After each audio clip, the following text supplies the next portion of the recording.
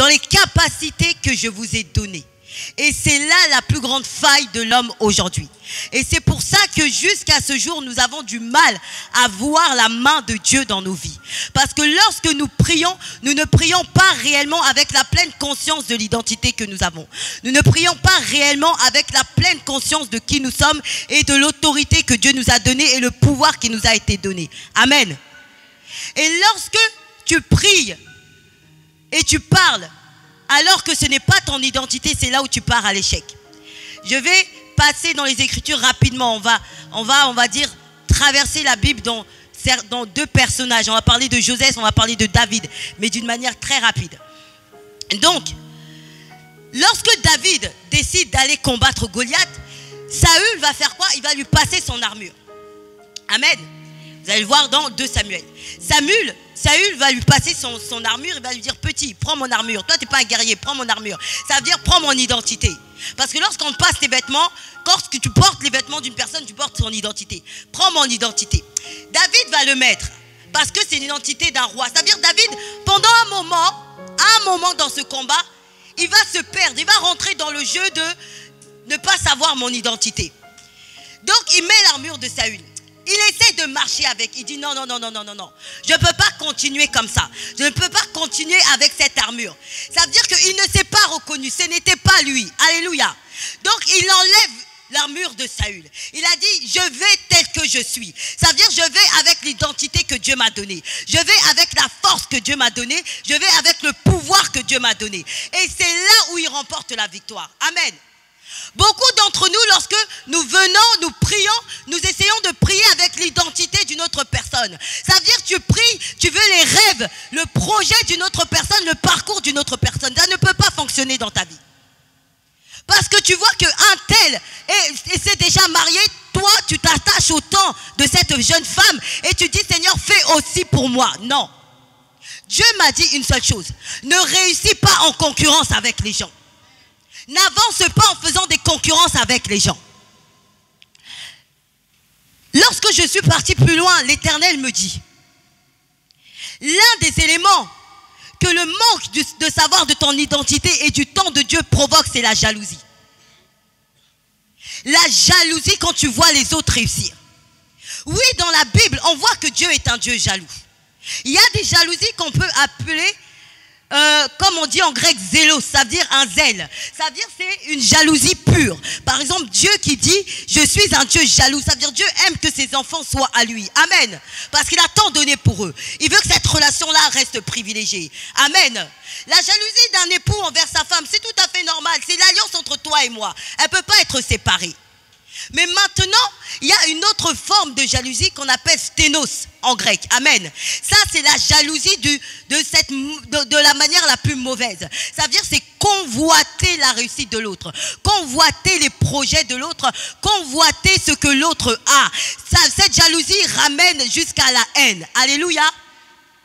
Dans la Bible, lorsque nous lisons, on peut voir qu'il y a beaucoup de passages qui parlent de jalousie. Énormément de passages qui parlent de jalousie. Mais le passage le plus important que nous allons retenir, par exemple, on peut voir qu'il y a Caïn et Abel dans Genèse chapitre 4 verset 5. Il y a Rachel contre Léa aussi dans Genèse 30. Mais nous, on va aller dans Genèse chapitre 37, ça veut dire de Joseph et ses 10 frères. Amen. On va parler de la jalousie de ses 10 frères envers Joseph. Donc, je ne vais pas tout lire. Je vais partir directement dans mes thèmes principaux.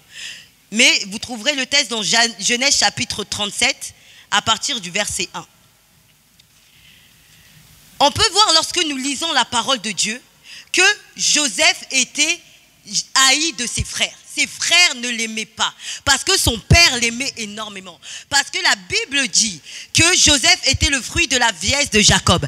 Mais on sait très bien que aussi Joseph était le premier fils de Rachel, qui était la femme que Jacob aimait réellement, parce que Léa lui a été imposée. Est-ce que j'ai raison ou j'ai tort? Amen. Donc, vous savez, parfois lorsque on parle de la jalousie, on parle du fait que quelque chose pour nous est important, quelque chose pour nous représente, cet élément est précieux. Par exemple, lorsque Dieu est jaloux envers les hommes, c'est parce qu'il aime l'humanité. L'homme est précieux à ses yeux. La relation qu'il a avec les hommes est précieuse à ses yeux. Donc cette relation, il veut qu'elle soit qu'entre lui et les hommes. Amen. Alors certaines personnes d'entre nous, par exemple, l'honneur va être un élément précieux pour toi. D'autres personnes, la réussite va être quelque chose de précieux pour toi. Donc quand tu vas voir l'autre réussir, tu vas commencer à avoir un sentiment de convoitise. Alléluia. Tu vas commencer à avoir quelque chose qui va se créer pour dire pourquoi pas moi? Pourquoi pas encore moi? Amen. On peut voir lorsque nous lisons dans le livre de Genèse chapitre 37 que la jalousie peut avoir deux origines. Premièrement, on a ce sentiment-là que, on va dire, tout le monde a pu ressentir à un moment de sa vie, c'est-à-dire l'impression que les choses convergent, ça veut dire vont vers les autres personnes, la réussite vont vers les autres personnes, et à un moment tu commences à dire pourquoi pas moi? Tu commences à les envier, mais là on reste dans son niveau le plus bas, tu l'envies. Amen. Ça veut dire certains des frères de Joseph enviaient Joseph, enviaient cet amour, parce que pour eux l'amour de leur père était important.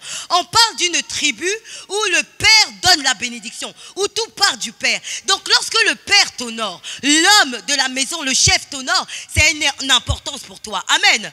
Donc Ruben, qui était l'aîné, il voyait que tout allait vers Joseph. Donc les autres voyaient que tout allait vers Joseph. Donc ils se disaient c'est le frère cadet qui a tout. Amen. Donc du coup, il y avait, on va dire, cette rivalité qui s'était créée. Mais lorsque nous lisons la parole de Dieu, nous voyons que parmi ses frères, Joseph restait souvent avec les enfants des fils de Bilhah et de Zilpa. Je vais revenir rapidement dans l'histoire. Bilhah et Zilpa sont les servantes que Rachel et Léa ont utilisées dans leur guerre d'enfantement. Lorsque Rachel voyait que Léa enfantait et elle n'enfantait pas, ce qui s'est passé, elle a demandé à sa servante de faire un enfant pour elle. Amen. Et elle a eu Dan. Après, ce qui s'est passé, c'est que Léa a vu que Rachel aussi, elle a utilisé une servante. Elle a eu un enfant, elle a dit, ok, moi aussi, je vais prendre ma servante pour faire un enfant.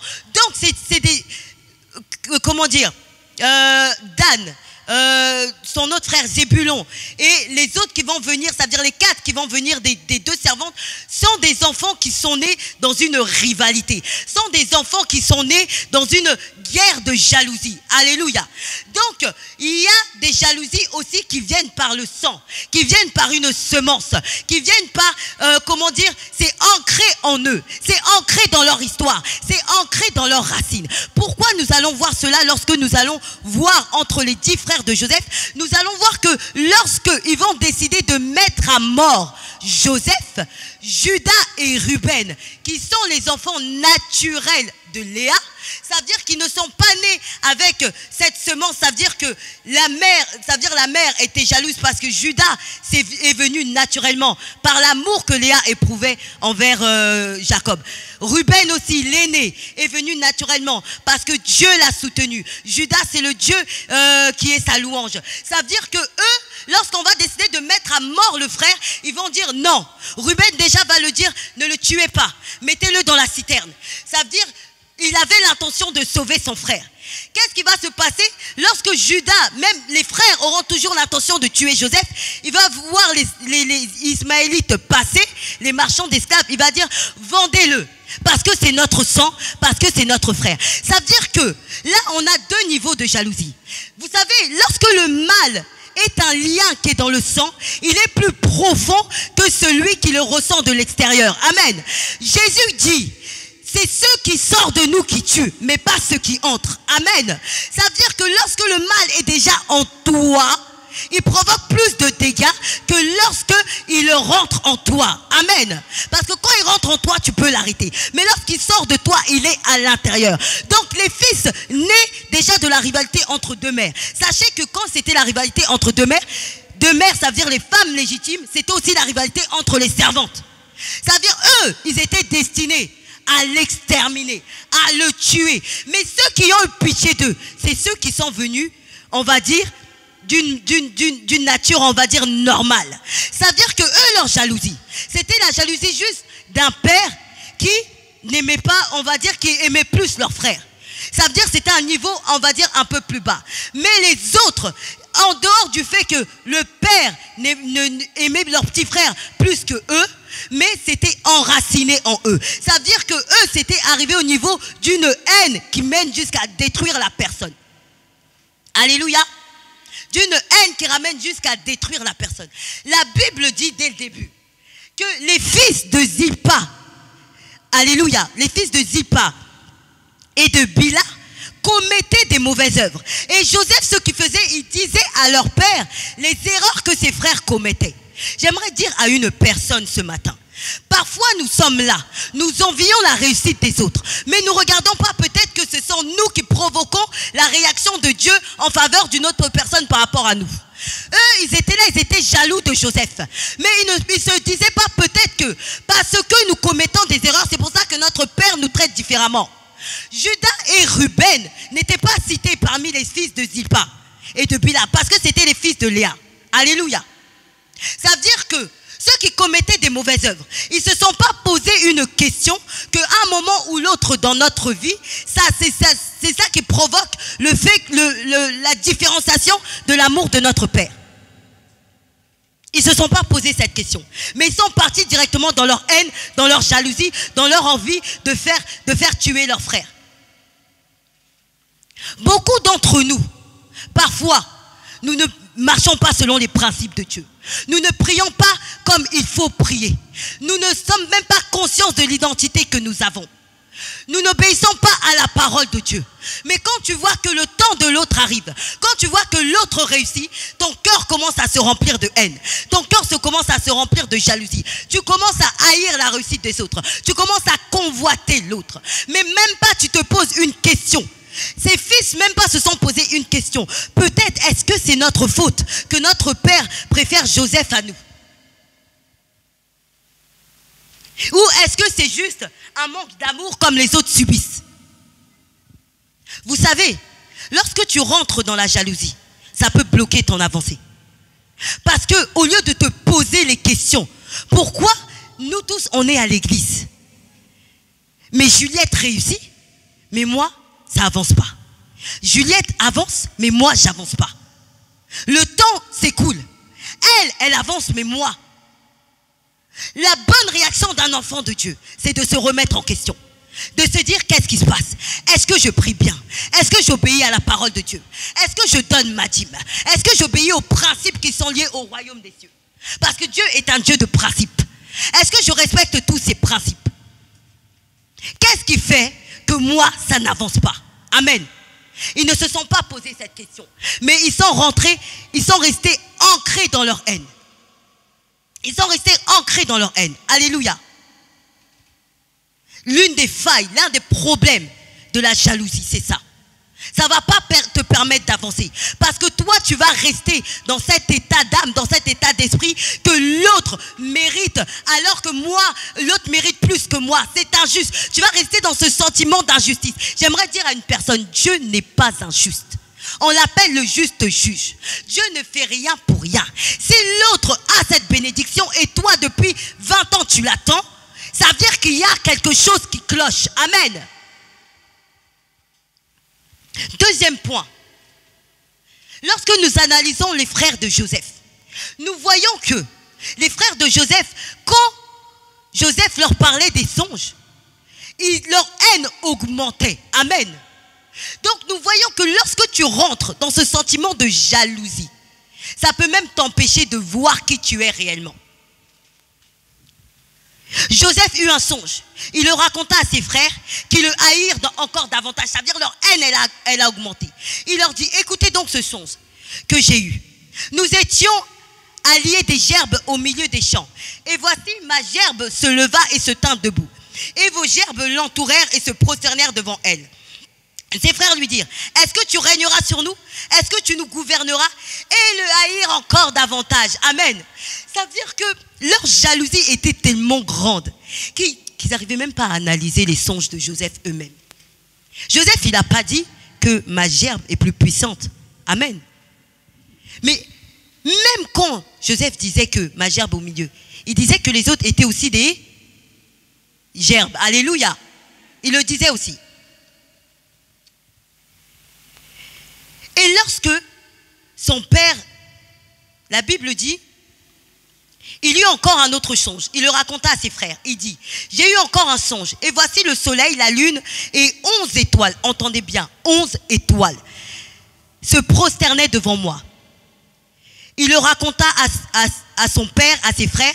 Son père le réprimanda et lui dit, que signifie ce songe que tu as eu? Faut-il que nous venions, moi, ta mère et tes frères, nous prosterner en terre devant toi? Ses frères eurent de l'envie contre lui, mais son père garda le souvenir de ces choses. Gardez bien cette parole, son père garda le souvenir de ces choses. Jacob est un homme révélé, il faut faire attention. Même si à cet instant-là, il réprimande son fils, il sait que quelque chose de puissant vient d'être révélé. Alléluia. Il sait que quelque chose vient d'être révélé. Je voudrais juste, avant qu'on passe à un autre passage où c'est Jacob qui parle, qu'on analyse ces deux songes. Dans ces deux songes, même si Joseph est au milieu, ses frères sont des gerbes. Même si Joseph est au milieu, il parle de 11 étoiles. Dans la tradition israélite, le blé en général représente la richesse. Alléluia. Représente tel que l'huile, le mou et le miel et le bétail. Le blé est significatif de richesse, d'abondance. Les étoiles font partie de la création. Elles ont été créées par Dieu pour marquer la nuit et les époques, les années, pour répandre sur la terre la clarté.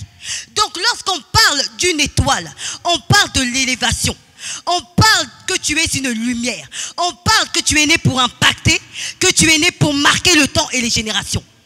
Mais les frères de Joseph, leur haine était tellement grande, leur jalousie était tellement grande qu'ils ne réalisaient pas que Joseph parlait de leur élévation. Ils ne pensaient que le fait que Joseph se dit être au milieu. Ils n'avaient pas compris que Joseph était juste le gardien de leur destinée. Et que eux tous étaient nés pour avoir une grande destinée. Lorsque nous voyons quand Jacob meurt, il va bénir ses fils.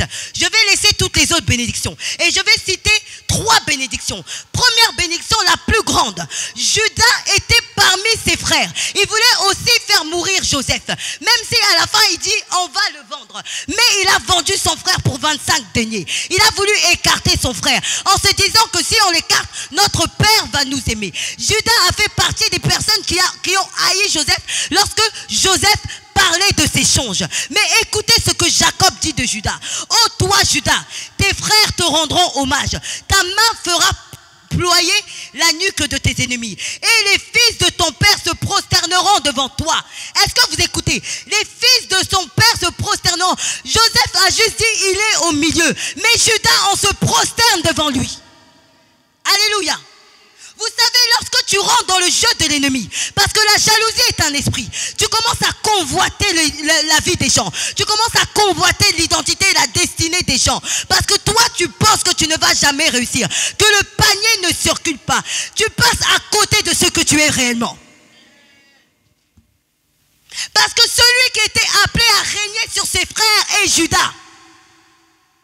Mais eux, ils ont tapé à côté, aveuglés par leur jalousie. Parce que année après année, ils voyaient que Jacob aimait Joseph. Jacob aimait Joseph. Il n'y avait que ça qui trônait. Il n'y avait que ça. Parfois, tu vois, le temps passe. Tu commences à te faire une idée. Moi, je ne vais jamais réussir. Moi, je ne vais jamais réussir. Et tu commences à oublier même les promesses que Dieu t'a données. Oui, Judas est un jeune lion. Mon fils, tu reviens de la chasse et tu t'es accroupi et couché comme un lion, comme une lionne qui te fera lever. Le sceptre ne s'écartera pas de Judas et l'insigne de chef ne sera pas ôté d'entre ses pieds jusqu'à la venue de celui, alléluia, auquel il appartient. Alléluia. Est-ce qu'on peut acclamer le roi des rois? Vous savez, je vais juste m'arrêter par la promesse de Judas. Je ne vais même pas aller parce qu'au début je voulais lire Gad et Aser qui ont aussi une forte promesse de bénédiction, de richesse et d'abondance. Mais Judas, son père, prophétisait que jusqu'à la venue du Messie, ça veut dire c'est par toi que le Messie va arriver. Alléluia. Ça veut dire qu'en toi était la bénédiction la plus puissante. C'est même pas Joseph, mais c'est toi. Amen. Mais tellement que la jalousie rongeait son cœur, il est rentré dans la haine de Joseph. Il n'a même pas cherché à savoir la révélation de qui il est réellement. Voilà pourquoi Dieu m'a dit Notre faille, c'est que nous n'avons même pas foi en qui nous sommes, en Dieu, aux capacités que Dieu nous donne et à l'identité que tu as. Voilà pourquoi à chaque fois que le temps passe, tu commences à paniquer. Voilà pourquoi parfois tes prières ne sont pas efficaces. Voilà pourquoi tu tapes à côté. Voilà pourquoi tu commences à rentrer dans la jalousie quand tu vois l'autre être béni. Amen.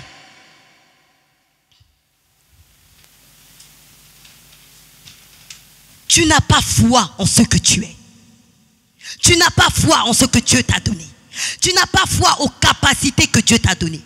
Tu n'as pas foi à l'identité que Dieu t'a donnée. Alléluia. Je vais finir par ceci. La jalousie est un manque de foi en Dieu.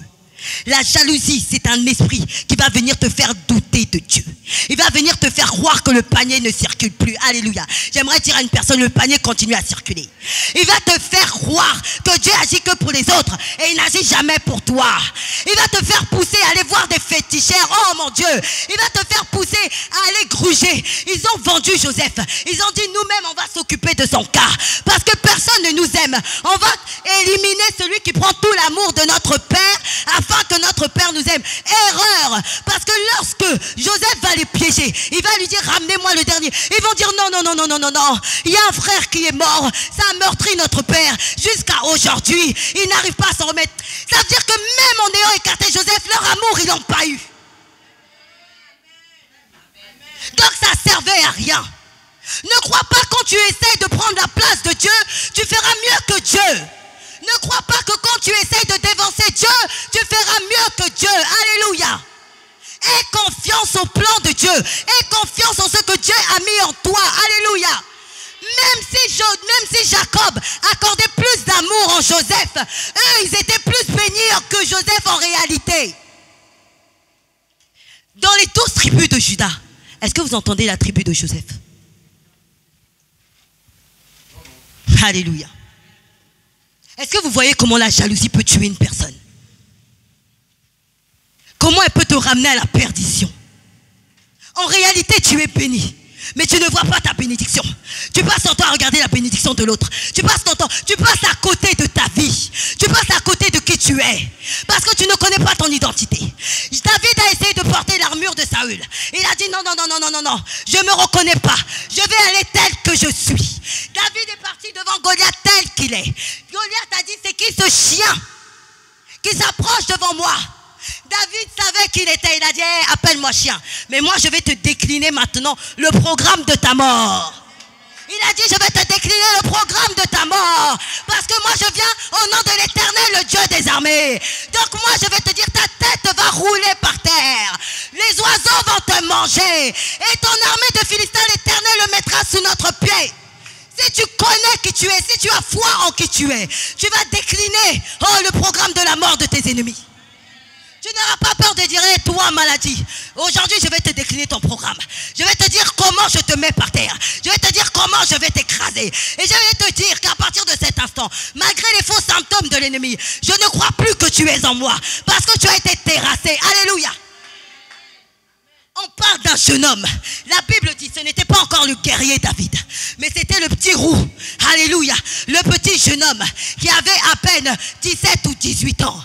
Oh, Rakabassé. Il était petit. Devant Goliath, c'était qu'un chien inefficace. Mais David n'a dit, oh, je ne vais pas regarder comment tu m'appelles. Je n'ai pas le temps de faire des échanges de paroles. J'aimerais dire à une personne, si tu sais qui tu es, si tu sais qui est avec toi, qui précède tes pas, si tu sais l'identité que Dieu t'a donné, tu n'as pas le temps de faire des échanges de paroles. Tu déclines ton identité, tu déclines qui tu es et tu donnes le programme à tes adversaires. Alléluia. Lève-toi, nous allons prier rapidement. Nous allons prier. Tu as jeûné pendant une semaine. Tu as jeûné pendant une semaine. On a dit l'importance de connaître ton identité. L'importance de connaître qui tu es. J'aimerais dire à une personne, si tu commençais à être jaloux de ta voisine, de ton voisin, de ton frère, de ta soeur, parce que peut-être leur vie avançait un peu trop vite. Arrête de regarder leur couloir. Reste dans ton couloir. En regardant le couloir des autres, c'est là où tu t'ébruches. C'est là où tu tombes. C'est là où le mal t'arrive. Arrête, reste dans ton couloir. Connais ton identité. Aie foi en ce Dieu qui t'a donné cette identité. Et commence à terrasser tes adversaires. Alléluia. Je vais laisser la chorale lancer un cantique. Commence à prier là où tu es. Décline ton identité. Qui es-tu? Décline ton identité. Qui es-tu? Dis-le. Dis-le au monde des ténèbres. Qui es-tu? Décline qui es-tu. Décline qui es-tu. Oh, David a dit à Goliath, moi je viens avec l'Éternel mon Dieu. Moi je suis un soldat de l'Éternel. Moi je n'ai pas été formé par cette armée humaine, mais j'ai été formé par l'armée des cieux. J'ai été formé par l'entraînement divin. David a subi l'entraînement divin. Voilà pourquoi il n'avait pas peur de Goliath. Ceux qui avaient subi l'entraînement normal avaient peur de Goliath. Oh, rakabasaka rekebase yende rokobabababa. Il a dit quand l'ours avait attaqué l'agneau, quand le lion l'avait attaqué, je n'ai pas eu peur de venir récupérer ce qui m'appartient. Je n'ai pas eu peur de décliner qui je suis. Commence à dire à Dieu d'augmenter ta foi maintenant. En qui tu es. Augmente ta foi en qui tu es. Augmente ta foi en ce que Dieu a fait de toi. Ce que Dieu a fait de toi. Ce que Dieu a fait de toi. Qu'est-ce que l'Éternel, qu'est-ce qui t'a rendu? Pendant toute cette semaine, on t'a prêché. On t'a dit qui tu es. On t'a dit que tu es Christ. On a dit que ton identité en Christ est puissante. On a dit que rien ne peut t'arrêter. On a dit qu'aucun lion ne peut t'arrêter. Comment à le décliner maintenant? Comment à le décliner maintenant? Tu m'entoures d'un chant d'amour. Alléluia. Un chant de délivrance devant mes ennemis. Devant mes ennemis, Et devant mes ennemis. toutes mes craintes s'enfuient. Tu m'as ébloui par tes mélodies. Jésus, Jésus, Jésus, Tu Jésus. m'entoures d'un chant d'amour. Chant de délivrance devant mes ennemis.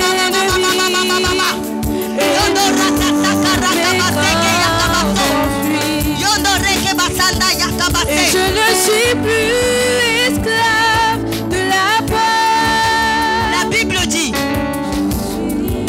cette fois mon juif tombera, cette fois je le relèverai. C'est normal, chacun d'entre nous à un moment ou l'autre, nous avons été jaloux, nous avons envié les autres. Maintenant, nous allons venir devant notre Dieu. Nous allons lui dire, Seigneur, pardonne-nous. À chaque fois que nous avons eu ce sentiment, à chaque fois que nous t'avons fait croire que tu agis plus envers les autres qu'envers nous, à chaque fois que nous avons douté de ton amour envers nous, pardonne-nous. Commence à prier là où tu es. Commence à demander à Dieu pardon. Commence à demander à Dieu pardon. Commence à lui demander pardon. À chaque fois que tu as convoité une autre personne, que tu as envié une autre personne, que tu as fait croire à ton Dieu que tu ne crois plus en sa capacité de te bénir. Oh, rakababa sokoro kobase. Commence à lui demander pardon maintenant. Commence à lui demander pardon maintenant. Commence à lui demander pardon maintenant. Commence à lui dire, Seigneur, je crois en toi. Je sais que tu vas faire. Je sais que tu vas faire dans ma vie. Je sais que tu as déjà fait. Je sais que tu as déjà fait. Je sais que tu as déjà fait. Je sais que tu as déjà fait. Je sais que tu as déjà fait. Commence à dire au Saint-Esprit, augmente ma foi. Commence à dire au Saint-Esprit, augmente ma foi maintenant. Augmente ma foi. Non pas en ce que toi tu es, mais en ce que moi je suis en toi. En ce que moi je suis en toi. En ce que moi je suis en toi. En ce que moi je suis en toi. Prie. Tu n'es pas là en participant. Tu n'es pas là en train de participer. Tu es sacrifice. Agrée ton sacrifice. Alléluia. Reçois notre prière. Fidèle et tendre Père, pour ce précieux service. Agrée ton sacrifice. Par le sang de ton Fils Jésus. Alléluia. Père, oublie nos iniquités. Alléluia. Et reviens purifier ce lait pour contempler ta royauté. Pardonne-moi, Seigneur, car j'ai manqué Par de le foi. sang de ton Fils Pardonne-moi, Seigneur, car j'ai Jésus. manqué de foi en toi, Père, Seigneur. oublie nos iniquités. Pardonne-moi parce que j'ai cru que jamais tu feras dans ma vie. Reviens Je reviens purifier vers ce toi, lait Emmanuel, car je sais que tu as fait. Je sais que tu as fait. Je sais que tu as fait. Jésus, Jésus, Jésus. au Saint d'Israël. Pardonne-moi car le temps m'a fait douter de toi. Nous prions. Pardonne-moi car le temps m'a fait douter de toi, Seigneur. Sanctifie nos cœurs, sanctifie nos vies. Saint d'Israël, nous te le prions. Nous allons encore prier rapidement. Là où, parce que nous avons envié, parce que nous avons convoité, ça a ouvert des portes dans nos vies. Ce manque, parce que la Bible dit, lorsque le manque de foi, le doute s'installe, tout s'effondre. Tout s'effondre. Tout ce que Dieu avait commencé à construire s'est effondré.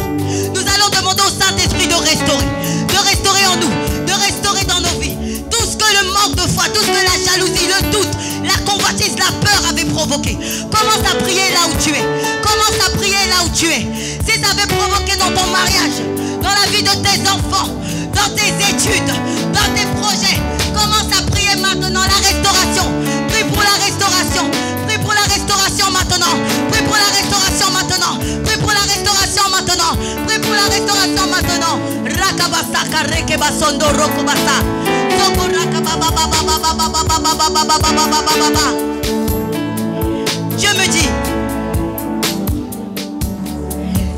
Dieu me dit rapidement, je sais que l'heure est arrivée. Je demanderai au pasteur de m'accorder un peu de temps. Dieu me dit dans cette église, alléluia, dans cette église, je vais faire des femmes et des hommes puissants. Je vais élever la jeunesse de cette église. Vous allez faire des études, vous allez créer des entreprises. Vous ferez partie des grands de ce monde. J'aimerais que les jeunes puissent venir, je vais prier pour eux rapidement. Je vais prier à distance, mais venez. Venez, je vais prier pour vos études, je vais prier pour vos carrières. Vous allez aller loin. Vous allez intégrer des ministères. Vous allez rentrer dans des boîtes importantes. Le Dieu de mon onction. Le Dieu de mon onction commence à agir maintenant. Avance. Avance. Même si tu as arrêté tes études, avance. Oh, David n'a pas été dans l'université pour devenir roi. David gardait des brebis, il a été roi. Lève ta main. Lève ta main. David écrivait les psaumes. Il n'était qu'un adolescent. David a été roi à 17 ans. Il n'était qu'un adolescent. Même si tu as 13 ans, ne méprise pas ton jeune âge. Commence à prier maintenant. Commence à prier maintenant. J'aimerais que des ambitions naissent dans vos cœurs. Dieu veut faire naître des ambitions. À l'âge de 6 ans, je voulais déjà faire des grandes choses. À l'âge de 16 ans, j'avais dit que je ferais des études internationales. J'aimerais dire à une personne, rien ne doit arrêter tes rêves. Rien ne doit te faire croire que tu seras rien dans ce monde. Lorsque je prie pour mon fils, je lui dis toujours, tu iras plus loin que ta mère. Tu verras plus que ta mère. Oh tendre Père, étends ta main maintenant. Étends ta main maintenant. Étends ta main maintenant. Seigneur, touche le cœur de chaque enfant. Seigneur, que ta main soit sur leur vie. Que ta main soit sur leur vie. Que ta main soit sur leur vie.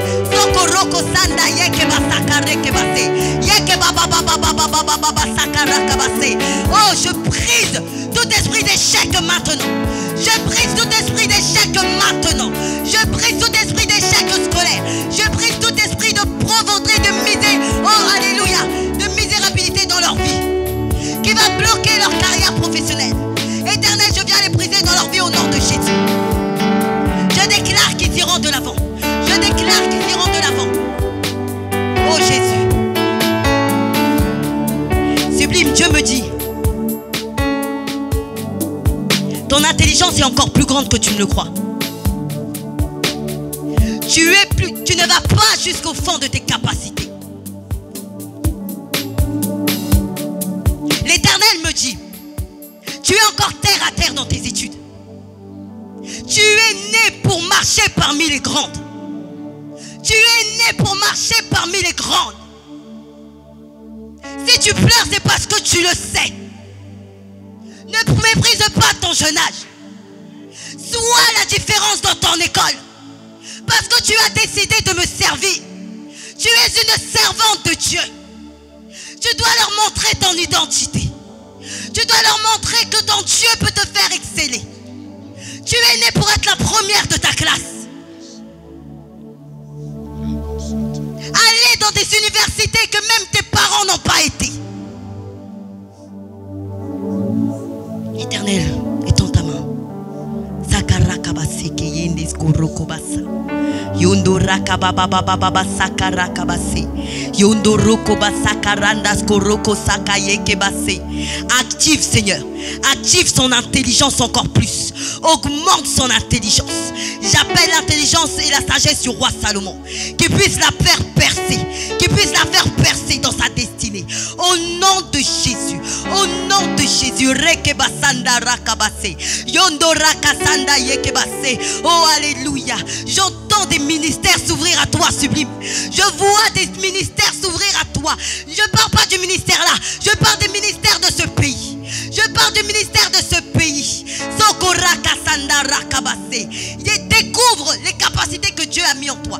Tu ne peux pas continuer à faire des études sans savoir ce que tu vas être, sans savoir le niveau où Dieu t'appelle à être.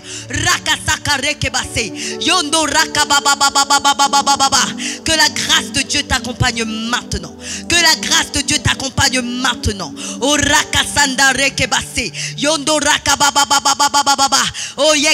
brise toutes les barrières, brise toute influence néfaste de ce monde, brise toute l'influence de cette adolescence, Seigneur, au nom de Jésus-Christ de Nazareth.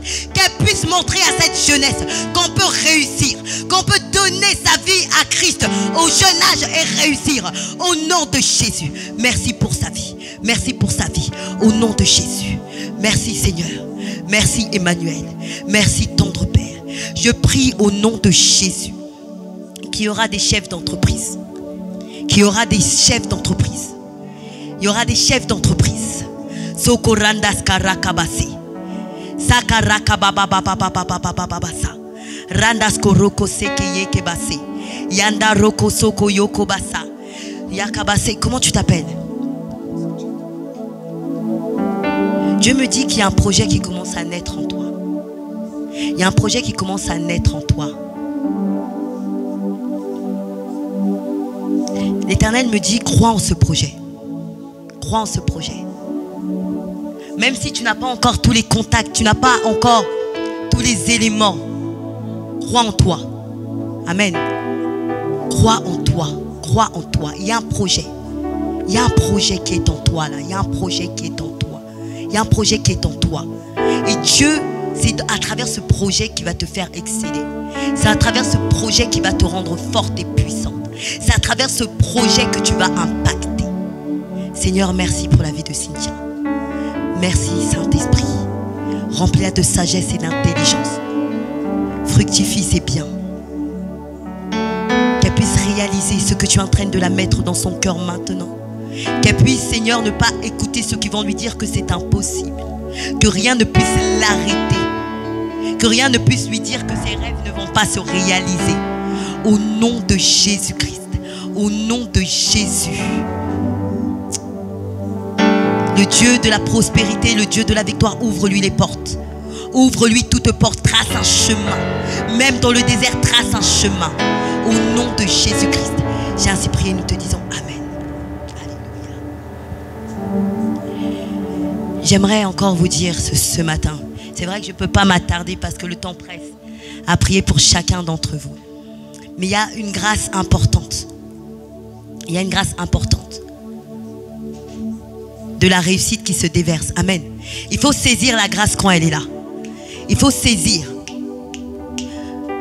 Là où vous êtes, vous sentez quand Dieu est là, vous sentez la présence de Dieu, vous pouvez la palper. Donc vous pouvez savoir quand il y a une onction qui se déverse. Il y a une onction qui se déverse. Oui, j'ai parlé de Sublime et de Cynthia, mais ça vous touche chacun d'entre vous. Alléluia. Que rien ne puisse vous arrêter. Que rien ne puisse vous faire croire que vous êtes incapable de réussir. Que rien ne puisse vous faire croire que croire en Dieu te fait devenir misérable. Que tu ne réussiras pas. Que parce que tu es noir, tu ne réussiras pas. Que parce que tu es une femme, que tu ne réussiras pas. Parce que tes parents ne sont pas nés dans les familles de la haute noblesse, que tu ne réussiras pas. Non. Parce que, en dehors de vos parents, vous marchez avec la puissance de Dieu. Vous marchez avec le Dieu de l'alliance de vos pères. Vous marchez avec le Dieu qui vous a béni, qui a béni votre famille.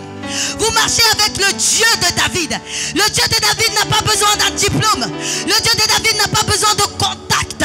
David, il est parti le pécher là où il était en train de faire paître des troupeaux.